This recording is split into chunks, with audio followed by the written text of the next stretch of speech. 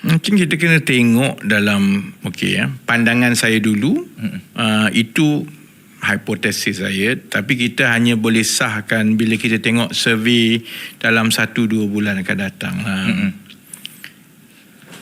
Untuk DAP tu, dia unik kerana dia bergantung kepada sama ada DAP ada pencabar ke tidak di kerusi-kerusi tradisi dan juga di kalangan pengundi Cina. Sama ada DAP sama ada dilihat ada alternatif kepada DAP ke tidak.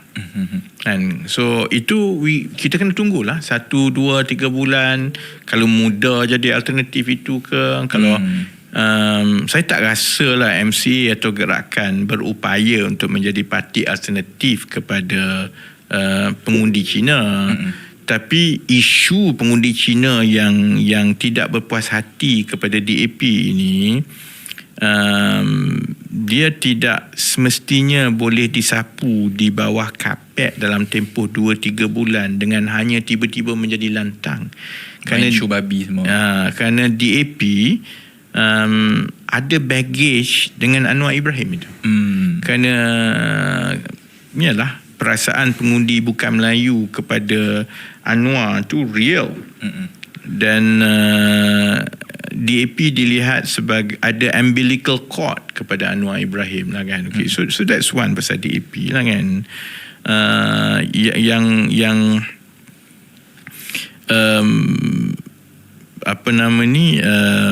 Yang selebihnya itu kita kena tengok kepada survey-survey yang akan datang.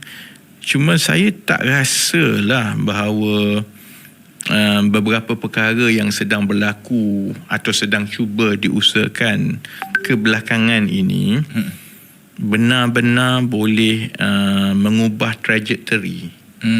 Maksudnya stalemate itu masih lagi ada. Stalemate di antara PH, BN dan PN itu masih lagi ada.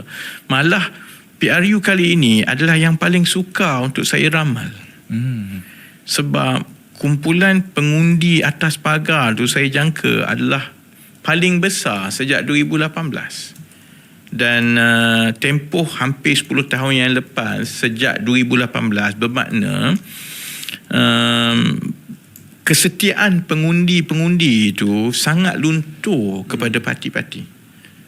Dan keterbukaan untuk mencari pilihan baru itu agak besar. Cuma kita tak pasti sama ada mereka akan menerima pilihan-pilihan baru ini, parti-parti alternatif yang ada. Itu tertakluk kepada tempoh 2-3 bulan akan datang, bagaimana parti-parti ini mempersembahkan tawaran, credibility, karisma pimpinan mereka lah.